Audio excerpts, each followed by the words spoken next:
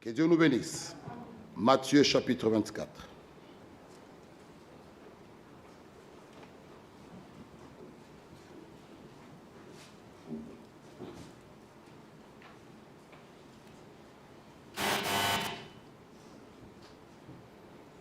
Matthieu 24.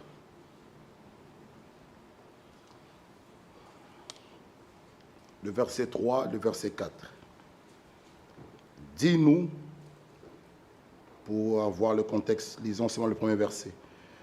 Comme Jésus s'en allait aux sorties du temple, ses disciples s'approchèrent pour lui en faire remarquer les constructions. Mais il leur dit, voyez-vous tout cela? Je vous le dis en vérité, il ne restera pas ici pierre sur pierre qui ne soit renversée. Il s'assit sur la montagne des Oliviers et les disciples vinrent en particulier lui poser cette question. Dis-nous quand cela arrivera-t-il? Quel sera le signe de ton avènement et de la fin du monde? Jésus leur répondit, prenez garde que personne ne vous séduise. Le verset 11. Plusieurs faux prophètes s'élèveront et ils séduiront beaucoup de gens. Le verset 24. Car il s'élèvera de faux Christ et de faux prophètes. Il fera de grands prodiges et des miracles au point de séduire, s'il était possible, même les élus. Amen. Nous pouvons nous asseoir, que Dieu ajoute ses riches bénédictions à la lecture de sa parole. Nous sommes réellement à la fin. Vraiment, nous sommes à la fin.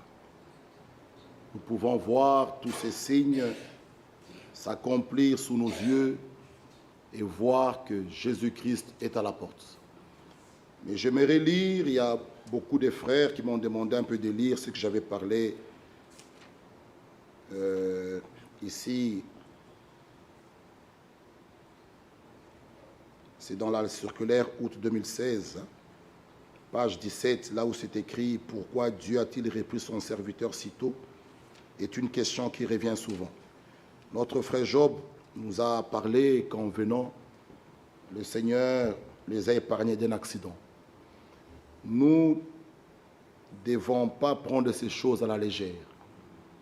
Démarrer sa voiture un matin, aller au travail, revenir, ou même venir ici à la réunion de prière et rentrer chez soi, se garer, arriver sain et sauf, c'est la grâce de Dieu. Ce que je vais vous lire, le jour que Frère Branham a fait son accident, frères et sœurs, nous devons être prêts. Beaucoup de gens, ils attendent le jour qu'ils seront peut-être à l'hôpital, sur un lit, avec un bastère, où les médecins disent qu'il n'y a plus d'espoir, ou pour vous, il n'y a plus de temps. Alors vous voyez la personne qui appelle les membres de sa famille ou quelques frères pour vouloir mettre sa vie en ordre. Mais parce qu'on lui a dit qu'il n'y a plus de temps. Mais nous devons savoir une chose, que c'est Dieu seul qui connaît tout. Donc être en vie aujourd'hui, c'est la grâce de Dieu. Et l'Écriture est claire que ceux qui respirent louent l'Éternel. Donc ce jour d'aujourd'hui, c'est un jour favorable. C'est encore le jour de grâce, le jour que Dieu peut encore nous exaucer, il peut encore nous faire grâce. Mais quand le souffle de vie vous quitte ce corps, c'est fini. Voilà pourquoi nous pouvons crier, est-ce que nous sommes prêts? Être prêt, ce n'est pas dire que quand nous sommes ici assis dans l'assemblée, parce qu'il y a 3 sortes de croyants. Être prêt, c'est être réellement trouvé dans le corps de Christ. Là que la mort vous trouve, que l'enlèvement vous trouve, vous êtes prêt pour l'enlèvement. Maintenant, écoutez ceci. C'était un 18 décembre 1965 où Frère Branham avait pris la route avec sa Ford. Il avait une voiture Ford pour le long trajet de plus de 2500 km de Tucson, Arizona, jusqu'à Jeffersonville, en Indiana. Il avait pris des notes pour une prédication de 4 heures. Sur lui, frère Branham avait des notes pour une prédication de 4 heures au sujet de la trace du serpent. C'était la prédication qu'il voulait aller prêcher, qu'il voulait tenir dans son assemblée à Jeffersonville, proche de la ville d'Amarillo, au Texas. Il manqua la sortie. Nous tous, nous manquons des sorties. Je manque la sortie 22, tu te retrouves à la sortie 23. Maintenant, écoutez, étant en conversation avec Sœur Branham, sa fille Sarah était assise sur la banquette arrière et il dut faire un petit détour. Son fils Billy Paul, qui était en avant avec sa famille et qui avait avec lui son frère Joseph, attendait son père juste après la sortie. Ensuite, frère Branham se remit à suivre Billy Paul.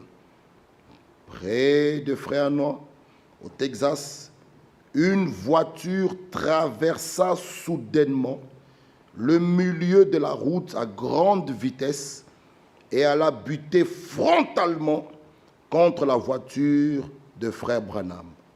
Les conducteurs, un jeune homme de 17 ans, ivre, et le passager avec lui sont morts sur le coup.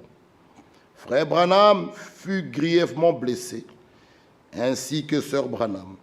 La fille Sarah subit de graves contusions. Le 24 décembre 1965, frère Branham succomba à ses blessures à l'hôpital. Sœur Branham et Sarah survécurent. C'est fini. Qu'est-ce que nous voulons montrer? Que nous parlons de la séduction. Nous allons voir quelque chose aujourd'hui, parce que beaucoup de gens se séduisent eux-mêmes. Tu es assise là, tu te donnes une nouvelle naissance, tu te donnes un Saint-Esprit. Pourquoi? Je ne vole pas, frère, j'ai le Saint-Esprit. Mais dans cette Bible, il y a un jeune homme riche qui avait une bonne vie morale, correcte, mais il lui manquait une chose. Il n'avait pas la vie éternelle. La vie éternelle, il faut qu'il te connaisse, toi le seul vrai Dieu. Le connaître par révélation, dans la puissance de sa résurrection.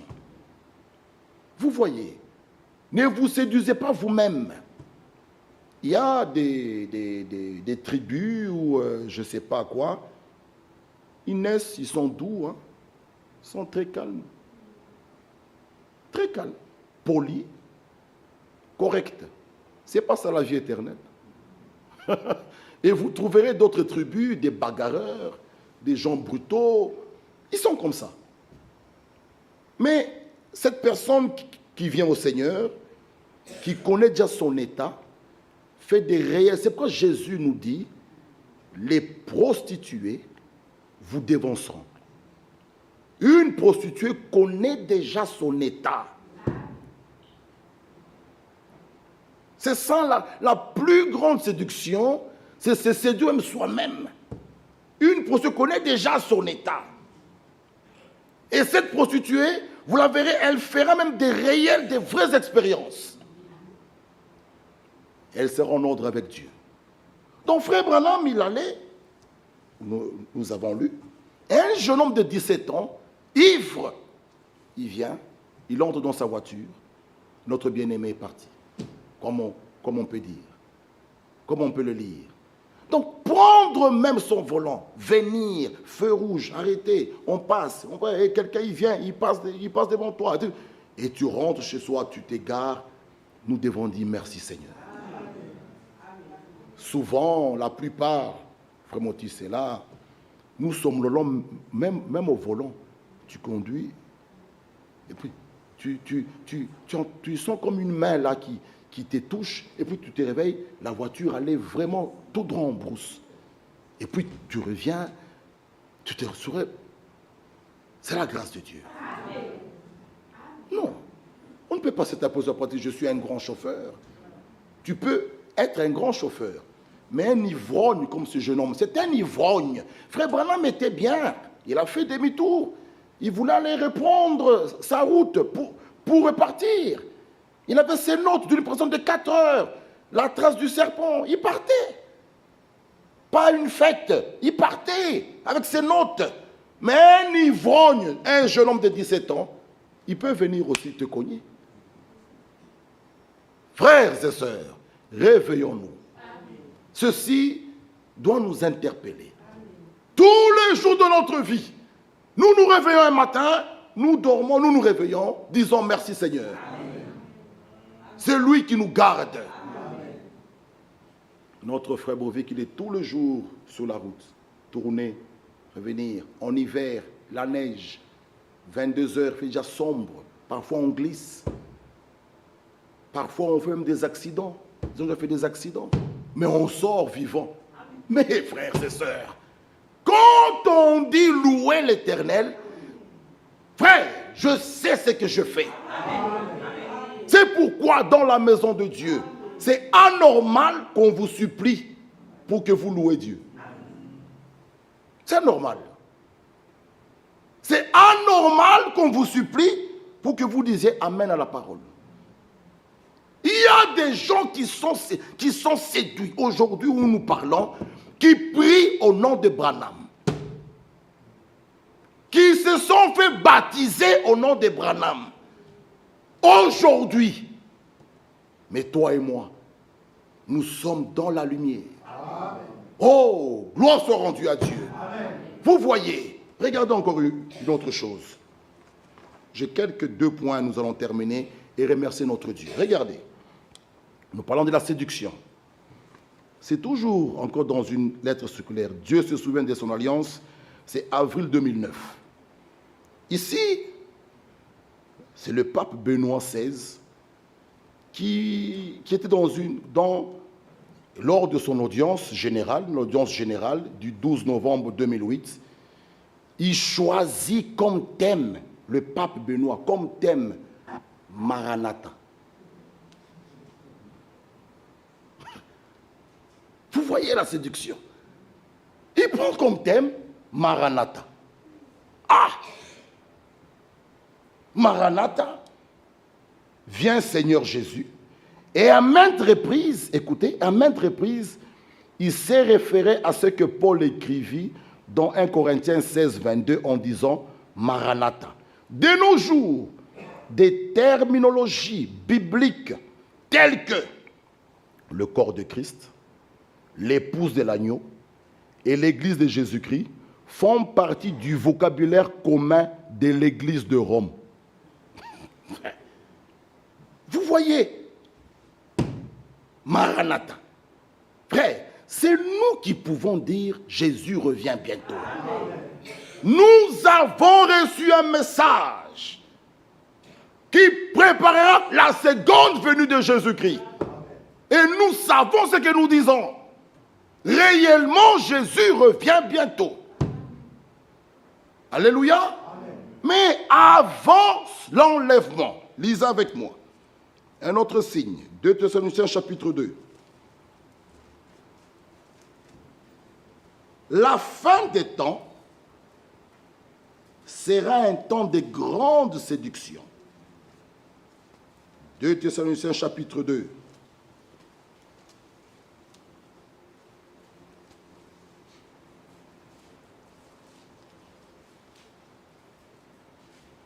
Le verset 3.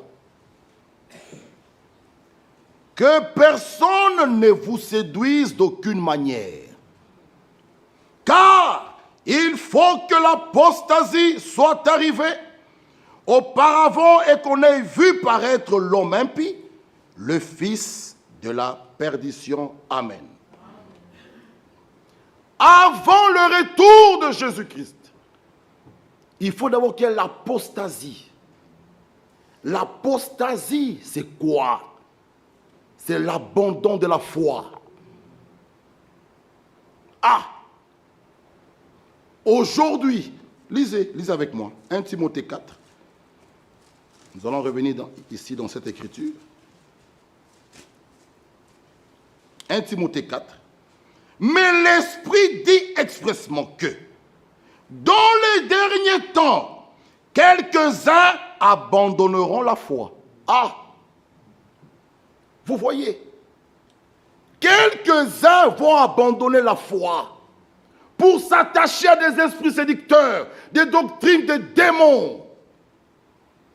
Allez croire que Jésus-Christ est déjà revenu en 63. Ce sont des doctrines de démons. Croire que Branham est Dieu, c'est des doctrines de démons. Quelques-uns. Mais Dieu, dans chaque âge, a toujours un groupe, un petit troupeau. Dont toi et moi, nous en faisons partie, frère. Sentons-nous heureux.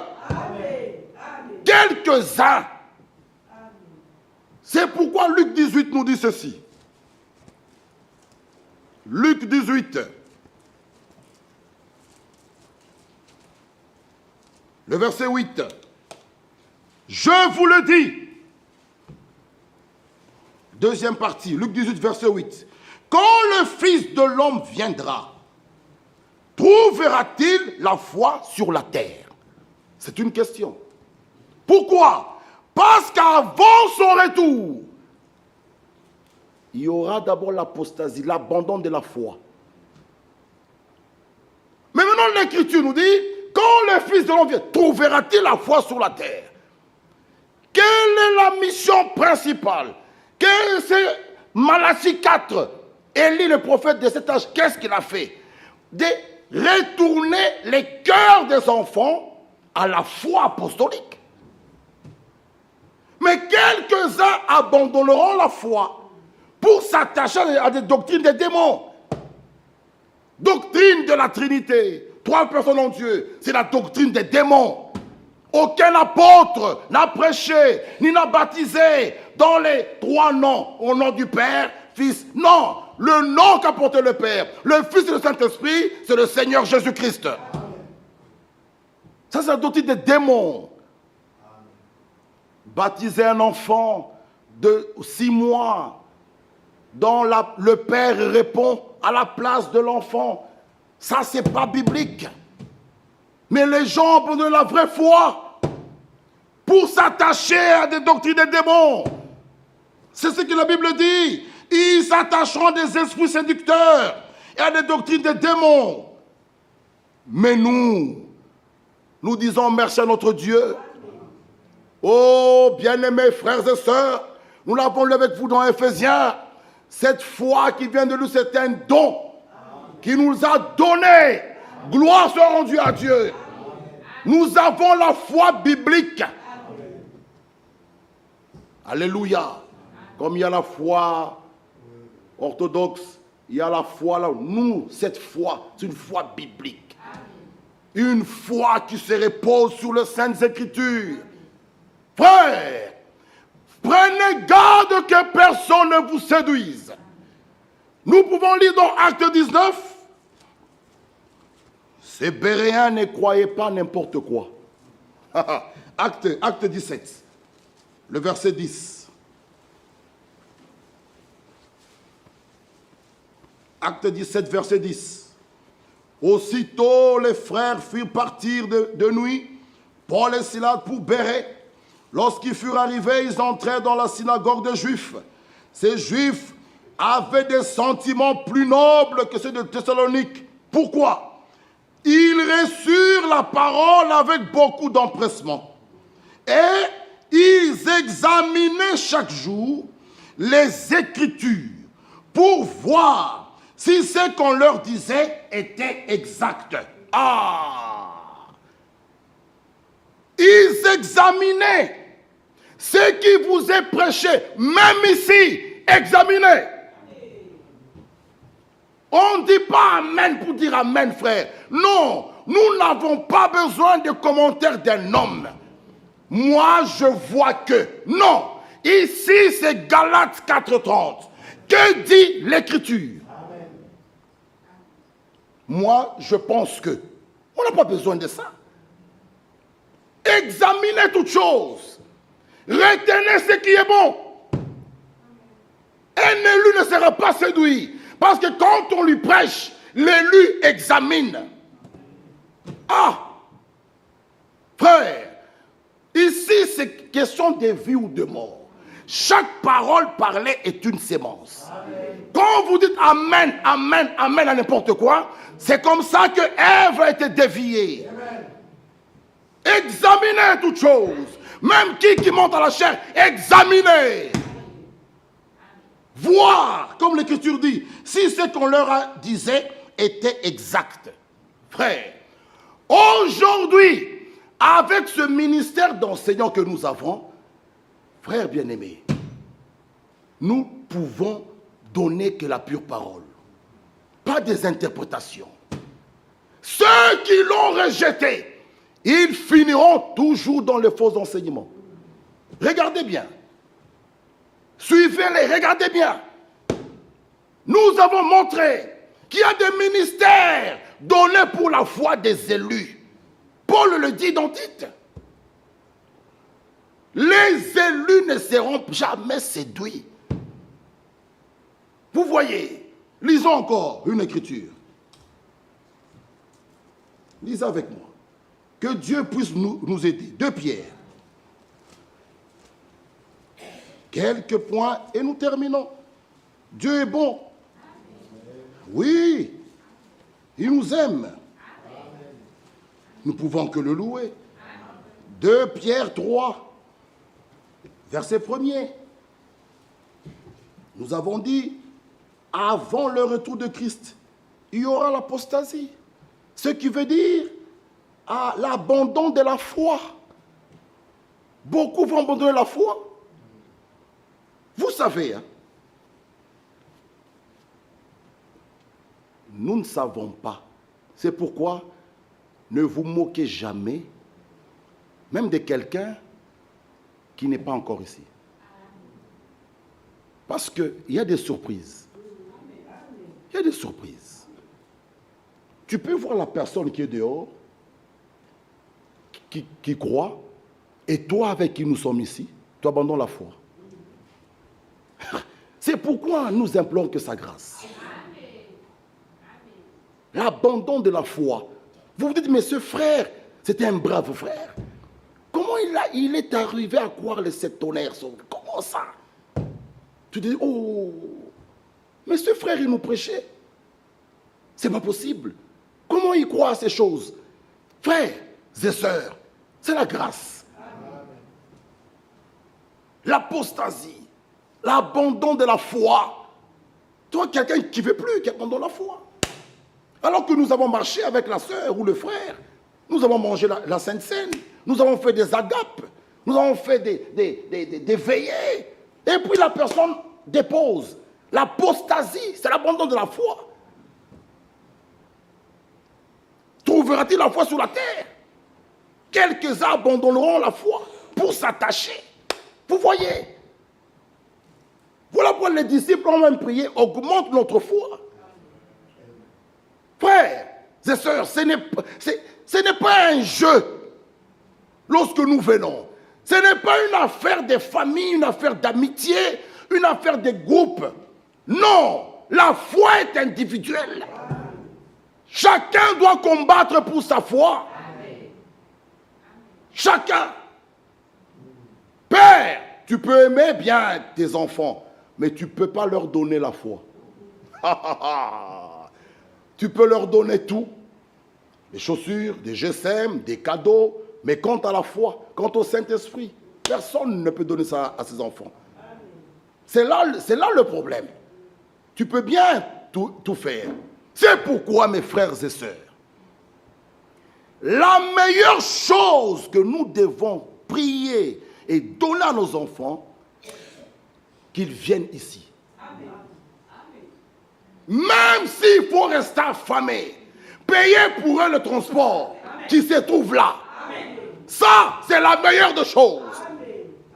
Nous nous sacrifions, aller les déposer à des cinémas. Oh papa, on m'a invité, où c'est l'anniversaire? C'est où? De l'autre côté à Jean-Blou. On fait des routes, on dépose l'enfant à l'anniversaire. C'est très bien. Mais la meilleure des choses, le plus grand cadeau, que les enfants soient ces mots-là. Mettez-les en contact avec la parole. Vous verrez les résultats. Je vous dis la vérité. Vous verrez les résultats. Nous l'avons lu avec vous.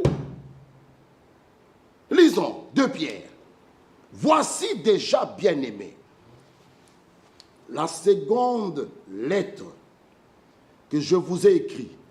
Dans l'une et dans l'autre, je cherche à éveiller par des avertissements votre saine intelligence, afin que vous vous souveniez des choses annoncées d'avance par les saints prophètes et du commandement du Seigneur et Sauveur enseigné par vos apôtres. Sachez avant tout que dans les derniers jours, il viendra des moqueurs. Oui, c'est un temps des moqueurs. Les gens se moquent de nous.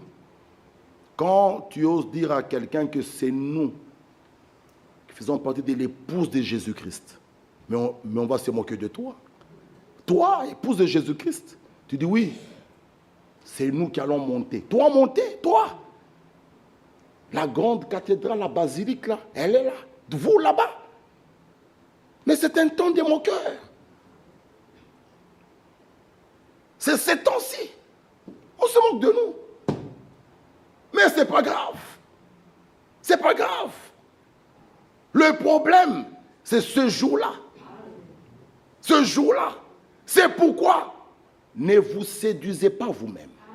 Si vous n'avez rien, mieux vaut dire au Seigneur, je n'ai rien. Accorde-moi ton esprit.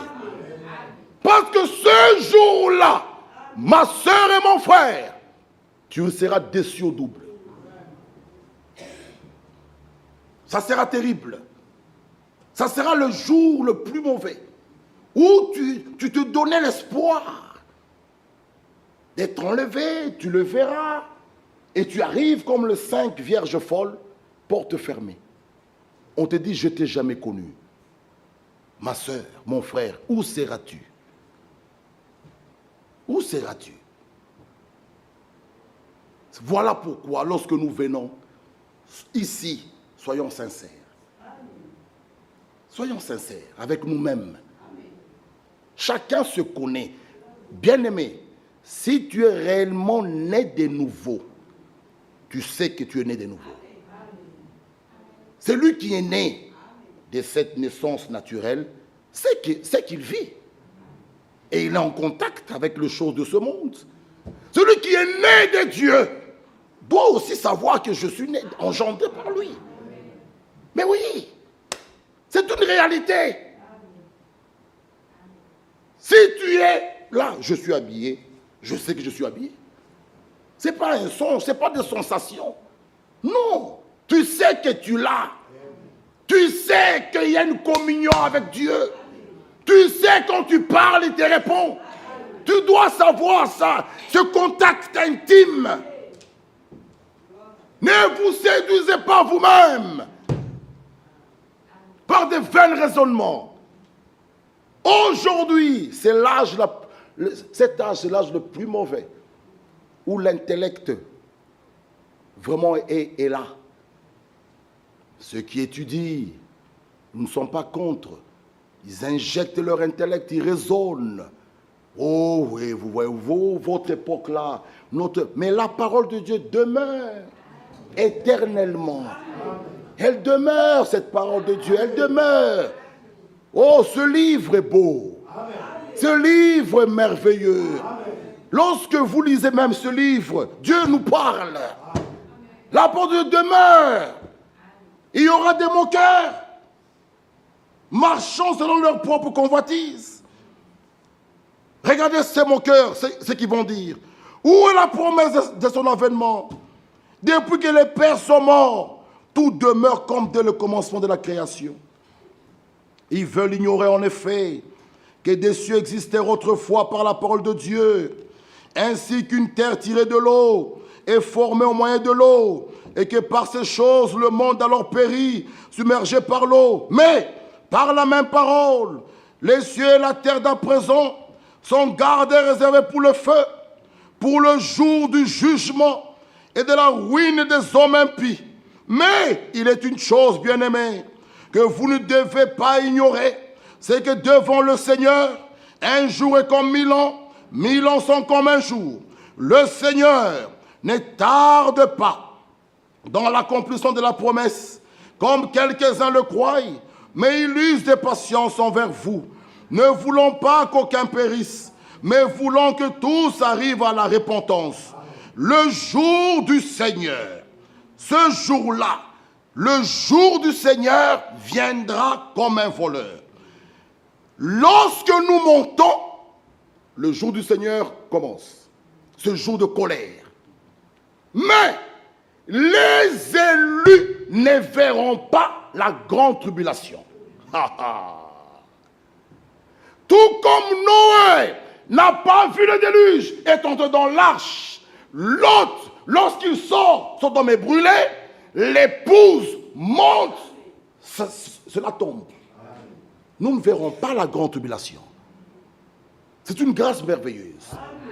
Les élus n'auront pas la marque de la bête. C'est une grâce merveilleuse. Les élus, oh bien-aimés frères, ne verront pas. Ils ne passeront pas par là. C'est ça la grâce dans ce temps de la fin. De croire à ce message biblique. Le jour du Seigneur viendra comme un voleur. En ce jour, les cieux passeront en fracas. Les éléments embraseront, se dissoudront. La terre avec les œuvres qu'elle renferme sera consumée. Puisque tout cela est en voie de dissolution, combien votre conduite et votre piété doivent être saintes. Attendez et hâtez l'enlèvement du jour de Dieu, jour à cause duquel les cieux enflammés se dissoudront, les éléments embrasés se fondront. Mais nous attendons, selon sa promesse, de nouveaux cieux, une nouvelle terre où la justice habitera. C'est pourquoi, bien-aimés, en attendant ces choses, appliquez-vous à être trouvés par lui, sans tache et irréprochable dans la paix. Amen. Croyez que la patience de notre Seigneur est votre salut. Amen. Oh, que Dieu nous bénisse. Amen. Nous ne sommes pas là, nous, pour voir ce jour-là, ce jour du Seigneur. Non, non, non, non, non, non, non. Nous l'attendons. Nous sommes là pour voir son retour, pour qu'il nous prenne, qu'il nous amène au ciel, au repas de noces. Comme nous l'avons dit, il vient 3 fois pour l'épouse. La première fois pour racheter. 2e fois pour nous prendre. 3e fois pour le millénium. 1000 ans nous passerons avec lui. Mais, bien maintenant, où es-tu? Est-ce que cette question, les gens aujourd'hui dans le message la trouvent bizarre. Mais du temps de Paul, c'était une question réelle. Avez-vous reçu le Saint-Esprit après avoir cru? Du temps de Paul, c'était réel. Aujourd'hui, quand quelqu'un pose cette question, les gens s'énervent. Les gens te posent la question, toi, tu deviens Paul, pour poser cette question. Je ne comprends pas. C'est une question normale. C'est une question normale. Paul est arrivé, il voit les gens et dit, bon, avez-vous reçu le Saint-Esprit après? Pas quand? Après avoir cru. Il dit, mais de quel Saint-Esprit tu nous parles? Paul lui dit, attendez, de quel baptême avez-vous reçu? Oh, du baptême des gens. Ah, Paul dit, je comprends. Voilà le baptême des gens. Sur ce, ils se sont refait baptiser. Et vous connaissez la suite, le Saint-Esprit est descendu. C'était une question normale. Aujourd'hui, quand nous voulons poser cette question, les gens s'énervent dans ce message. Frère, toi qui es-tu? Mais je ne sais pas, c'est une question normale. C'est une question normale. Si ce n'est pas le cas, nous te disons, aussi longtemps que Dieu appelle, il baptise de son esprit. C'est écrit dans Actes 2:38. Bien-aimés frères et sœurs, cette promesse est pour nous, pour nos enfants, mais pour tous ceux qui sont au loin. C'est une question normale. Ne vous énervez pas. Pourquoi vous vous énervez? C'est normal. Vous voyez, nous sommes réellement à la fin. Prenez garde que personne ne puisse vous séduire. Le message a atteint les extrémités de la terre. Nous voyons Matthieu 24, 14 que nous pouvons lire. Nous pouvons voir Apocalypse 14, 6. L'évangile éternel a parcouru le monde entier. Matthieu 24 nous dit, quand vous verrez ça, alors viendra la fin. Qu'est-ce que nous attendons encore d'autre? Qu'est-ce qui nous reste? C'est le départ. Alors l'homme de Dieu, frère Franck, qui dit, frère Branham a fait sa part, lui, il a fait sa part, que chacun aussi fasse sa part. Fini. Maintenant là, ce n'est pas un homme qui viendra achever. Non, nous l'attendons. C'est lui qui viendra. Comme il a promis, il y aura quelque chose qui va se passer. Même quand on va vous raconter ça, vous allez vous étonner. Oui, tout ce que Dieu fait étonne. Voilà pourquoi nous sommes dans cette grande attente. C'est pourquoi son retour est imminent. Et il faut qu'en nous qui ait ces trois critères, être prêt, aimer son avènement et attendre ce jour-là. Est-ce que vous êtes prêts? Alors le cri, c'est voici l'époux, allez à sa rencontre. Mes bien-aimés frères et sœurs, que Dieu nous bénisse. Son retour est imminent. Prenez garde, j'insiste, que personne ne vous séduise. Quelqu'un vient dans vos maisons avec un autre évangile, un autre langage, fermez-lui la porte. Non, non et non. Ève, l'erreur qu'elle a commise, c'est de prendre l'oreille, de le donner au serpent, d'entendre un autre son. Et vous connaissez la suite. Vous voyez, ne donnez pas votre oreille à n'importe qui. N'écoutez pas n'importe quoi. Alléluia. Ah, surtout pas au nom du message. Oui, il est du message. Non. Vous savez, je lisais ceci et je vais terminer là. Aujourd'hui, la séduction, vous savez, ceci, par exemple, ici, c'est dans l'esprit des vérités, où il est écrit, il s'élèvera après moi quelqu'un qui continuera avec le message. Ce sera une personne étrange, mais il s'élèvera après ceci et continuera avec le message. Et aujourd'hui, on voit des gens, quelqu'un qui est né, si c'est en quelle année, je ne sais pas. Frère Branham est mort là en 65. Frère Branham. Et lui, il est né ici en quelle année? Il vient et dit, cet homme ici, c'est moi. Mais, frère, vous savez, là où il y a une véritable continuité, je dirais une véritable, celui qui part est vu par celui qui entre en scène. Là, je dis bien là où il y a la véritable continuité. Celui qui sort, qui doit partir, est vu par celui qui entre en scène. Josué a vu Moïse. Alléluia. Jésus a vu Jean-Baptiste. Alléluia. Élisée a vu Élie. Alléluia. Frère Franck a vu Frère Branham. Donc aujourd'hui, c'est quoi comme histoire? Ça, c'est la séduction. Un jeune homme qui apparaît, qui dit, cet homme ici, c'est moi. Où étais-tu? Vous voyez. Frère Branham a marché 10 ans. Avec frère Franck, avec Frère Branham. Il a dit 10 ans. Il a vu. Ils ont mangé. Vous pouvez lire, j'en ai partout. Il dit, attends, pour attendre avant de distribuer. Nous n'avons pas cru à des fables. Nous n'avons pas cru à des fables.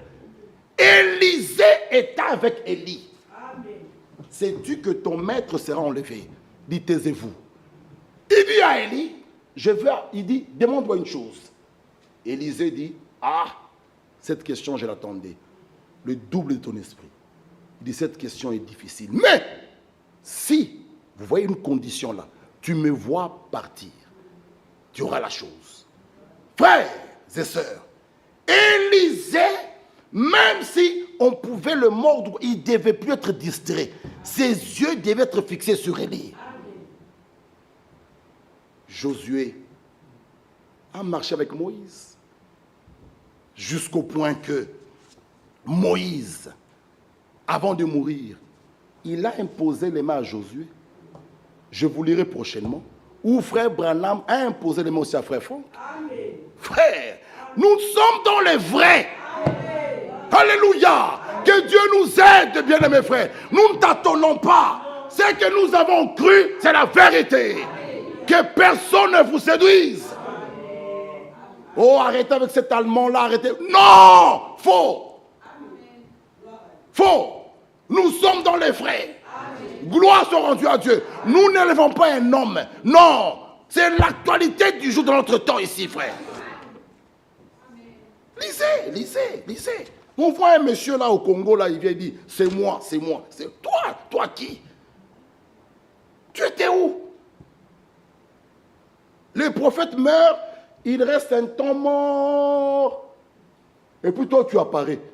Tu avais 6 et 5 ans. Tu avais des petits kilotes, tu montais aux arbres pour aller cueillir les mangues. Et tu viens sortir que c'est moi. Non, non. Lisez, lisez, lisez. Que personne ne vous séduise. Il y aura des faux prophètes. Tout celui qui proclame la parole faussement, c'est un faux prophète. Un faux docteur. Ne les écoutez pas. Éloignez-vous d'eux. Alléluia. Ceux qui sont de Dieu, écoutent la parole de Dieu. Vous voyez, que Dieu nous bénisse. Vraiment, que Dieu soit avec nous, qu'il puisse nous aider. Alléluia. Lorsque la séduction est grande, Jésus nous met en garde lui-même. Prenez garde que personne ne vous séduise. Pourquoi? La fin de temps, c'est vraiment un temps vraiment particulier, dangereux, où il y a des grandes séductions. Mais gloire soit rendue à Dieu. Parce qu'il est écrit, aucun élu, s'il était possible, mais gloire soit rendue à Dieu, parce que les élus ne seront jamais séduits. Que Dieu nous bénisse.